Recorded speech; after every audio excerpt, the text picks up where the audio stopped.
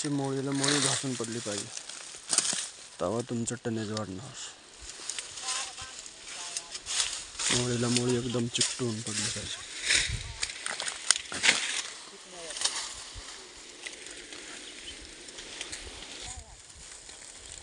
अशी मोळ्या पडल्या पाहिजेत जवळ जवळ एकदम घासून, तेव्हा तुमचं टनेज जबरदस्त येईल.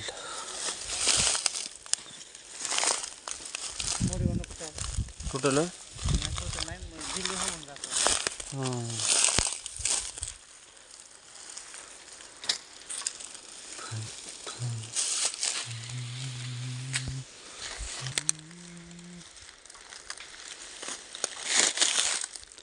असं जबरदस्त मोळ्या एकमेकाला घासून पडल्या पाहिजेत, तेव्हा बघा मग जबरदस्त कसा ऊस आपला दिसतो. टनेजला बी जोरात मेहनत अशी करा की तुम्हाला ना मेहनतीवर सगळं काम आहे.